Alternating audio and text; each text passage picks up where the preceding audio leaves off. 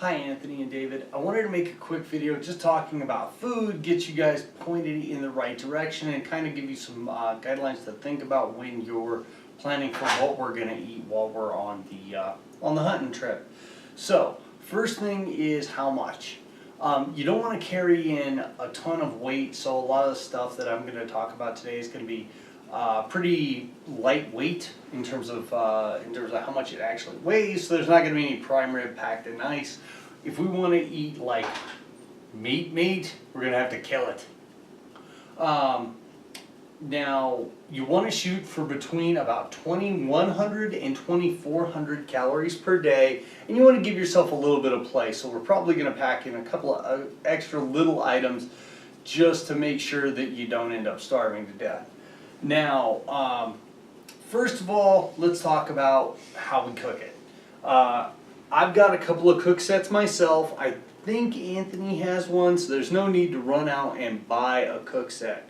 I've got two of them here. This is a Jetboil. This bad boy is pretty much the gold standard as far as like backcountry cooking, because although cooking over a campfire is nice, we will undoubtedly have campfires.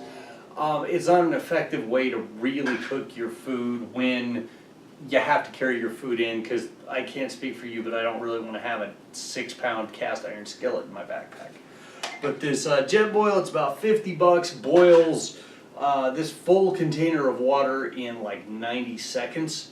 And if you can boil water, you've got hot food. Another thing I have is just, this is a little, it's from Amazon, it's just a little camp stove. Little super lightweight compact thing. This is like $9. Hook it to a propane canister and then pair it up with a cook kit.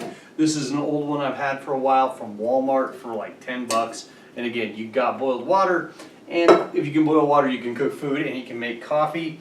Now, these also kind of double as mugs. So, just heads up. If you're not going to bring a cook kit, and we don't all need to bring them, these two will cover us just fine, you do want to at least bring a mug. I probably won't need to bring a mug because I'm bringing my Jetboil. So we're going to boil water, and when everybody's had the water doled out, I'm going to put some coffee mix in there, and I'm going to have coffee, and I'm going to drink out of it. But if you don't have one, this is a little titanium mug. These, you can pick them at any sporting goods store. Walmart probably has stainless steel. It doesn't even have to be that. I wouldn't bring anything ceramic and breakable, but there's no rule that you can't go get a plastic mug for 50 cents and bring that, or bring one from home. Speaking of coffee, most important thing, what I go with are these Starbucks Via Packs. It is instant coffee, but it's really, really good instant coffee. So strongly recommend you try these out. If you like it, awesome. Try the different flavors. I like Colombian, but you can bring whatever you want, whatever your favorite is. You can pick these up at just about any Walmart, gas stations. A lot of times we'll have them. So there you go. While we're on the subject of beverages, I always also bring tea packets because I like green tea. I like this Moroccan mint green tea. It's really, really good. I know that Moroccan mint green tea sounds foo-foo, but we're going into the backcountry, try and kill an animal, cut it up, and carry it out on our back. I don't have to worry about my man card. Another thing that I like to bring are these little, like, this is great value, Walmart brand, drink mix. Just something to put in your water so that during the day it doesn't taste like plain water, and maybe you can be kind of motivated to drink a little more frequently, because maintaining hydration, especially in high elevation areas that are kind of arid like New Mexico, good thing to think of. It has been raining out there. We've had a great monsoon season, so we will be able to have campfires, so we don't have to worry about that portion of it. That also means there's a lot of little creeks and streams and stuff, which is where we're going to get our water. I'm going to have a water filter to filter water so we don't have to carry it all in our back. Now, on the subject of food, as I mentioned, 2,100 to 2,400 calories, and I like to divide mine up by the day so that I can actually just have a baggie and know this baggie is what I'm eating on Saturday.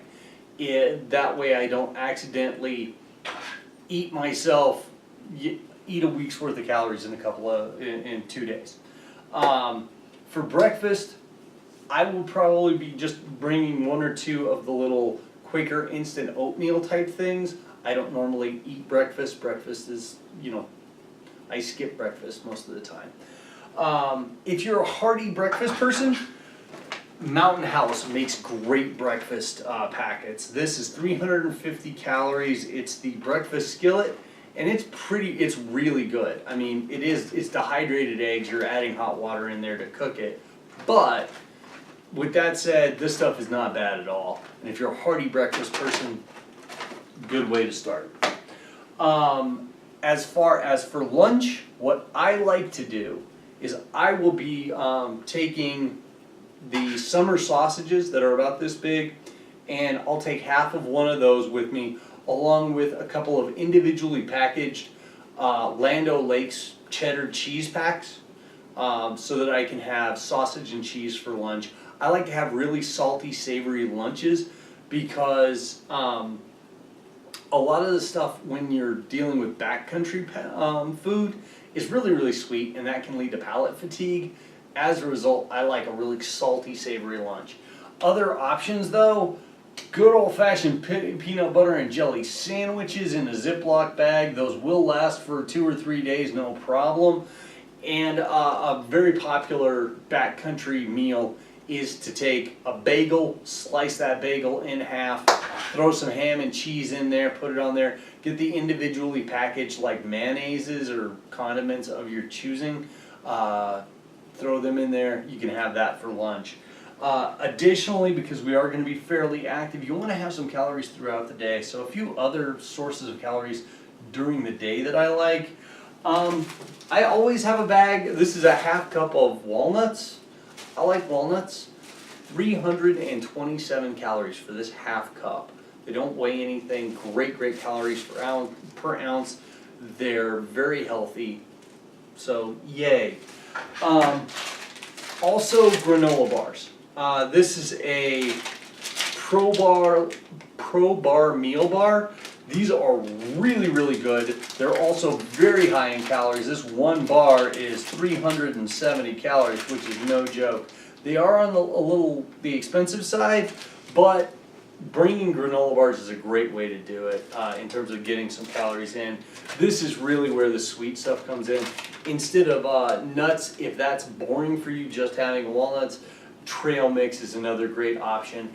I try and keep my sugar content intake fairly low, so that's why I usually go with walnuts, but again, a baggie of trail mix works just as well. And I'm about to sound like a hypocrite because I just said I try and keep my my sugar intake low.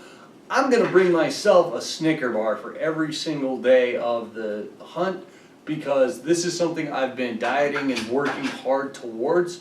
So you're going to bet I'm going to have me some Snickers because I love Snicker bars. And again, they're good calories per ounce, even if a lot of it is garbage sugar. Now, one other item that's probably going to make it into my pack, and I don't expect you guys to bring it, but I figured I'd just mention it because I like to increase awareness. There's a company called Trail Butter. They make this stuff. It's basically, it's an organic like almond butter mix type thing in packages. This is sea salt and maple syrup, and it is delicious, and it's super low sugar. It's only about 10% of the calories come from sugar, and it's 190 calories in this 1 ounce package. So great calories per ounce. So if that sounds interesting, Trail Butter, Google it. Stuff's not bad at all. You do want to try out all the foods you're going to be taking into the backcountry before you go into the backcountry. Eat all of this at home when you have the luxury of indoor plumbing, because you can run all the spreadsheets you want, but if you end up going into the backcountry and eating an unusual diet, it can have unpleasant effects. So definitely spend the extra money to like cook a Mountain House at your house and try it out. A, to make sure you can actually eat it, and B, that it doesn't have horrible side effects. Now, speaking of Mountain House, supper time. The go-to for almost all hunters when it comes to backpack hunting foods is Mountain House meals. These are actually very good, and again, they're dehydrated meals. You boil water, pour it in there, seal the package up, wait 10 minutes, and you've got a hot meal, which is wonderful in the backcountry. Few little things just to kind of know. These are kind of expensive. They're like between $7 and $9 each. This one package, which is the Mexican style rice chicken, is like 660 calories, and that's fairly standard.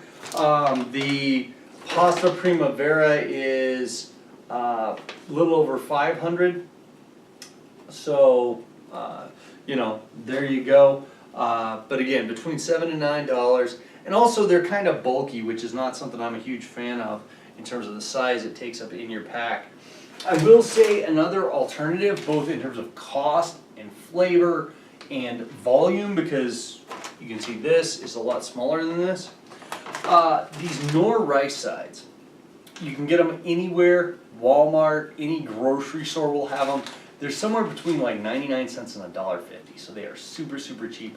One of these Knorr rice sides, just by itself, has over 500 calories. I like to pair them up with some kind of like prepackaged sealed meat. You can use chicken. This is tuna with olive oil. That's another 150 calories. So you combine the two of these together and you're over 700 calories. And this is like $1.50. This is $1 to $1.50. So you're only at $3. And look at also how much less space that takes up. So that's a nice benefit as well. The other little items you can bring with you that just to give you a boost in terms of your calories or maybe a little pick-me-up. One thing I like to pack with me are these little deluxe mac and cheese packages, because if you can boil water, you can make this, and this is mac and cheese. That tastes like mac and cheese. It does not taste like backpacker food. So that's always a nice little bonus, is to get to eat something that tastes like something you would eat sitting in your kitchen, as opposed to, like, these Mountain House meals are good and all, but they are dehydrated food. Last item on the subject of food is, this is a mesh bag with a string tied to it. This is your bear bag. You do want to bring a bag where you can put all of your food into it and then throw it over the limb of a tree so that you can get it out of the reach of bears. Although really, why I string up bear bags isn't for bears. It's for rodents, because you're way, way, way, way more likely to have chipmunks or ground squirrels or mice get into your food packages and ruin your day than you are to have a bear. But in either case, you want to have this available. So that's my rundown on meals and food in the backcountry. If you have questions, let me know. If you've got better ideas, hit me up. I can't wait to see you guys out here. Love ya.